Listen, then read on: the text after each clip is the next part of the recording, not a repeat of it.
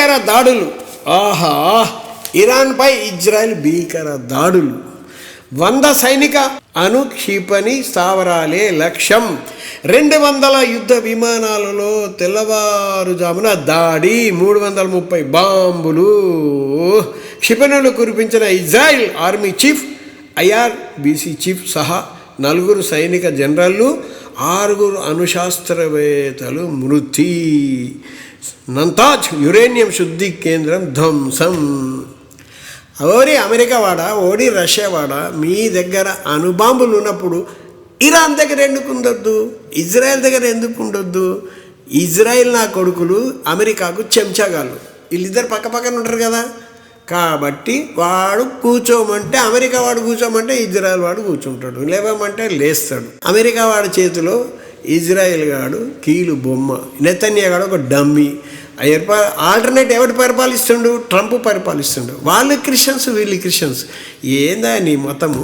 వీళ్ళేమో Muslims Christians కొట్టుకొని చచ్చిపోవడమేనిగా, అది కరెక్ట్ కాదు. కాబట్టి ఓరి మతోడు మాది కర్తాబరా నీ గోరి అన్నాడు ఎవరు? కరోల్ మార్క్స్.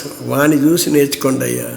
కనీస సమానత, మానవత్వం లేదు, సమానత్వం లేదు. అయ్యయ్యో, అందుకే పాటాపాటి కోటేసి అధికారం ఇవ్వండి అయ్యా. మానవత్వం చూపిస్తాము, సమానత్వం చూపిస్తాము. వాడు అనుభవం చేసుకుంటే నీకేందిరా బాబు? నువ్వెవడరా బాబు? వాడి దేశం వాడి ఇష్టం. నీ మీద వేస్తాడో ఏడో వేరే విషయం. ఎందుకు ముందే భయపడుతున్నావు?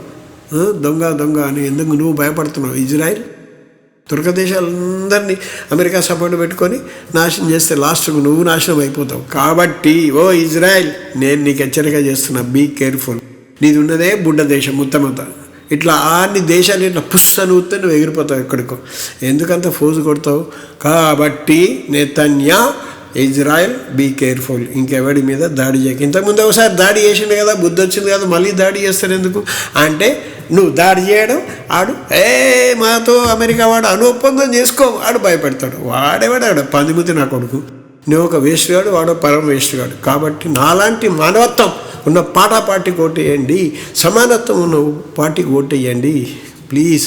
పేద ప్రజలారా, ధనవంతులందరినీ బొంద పెడదామయ్యా.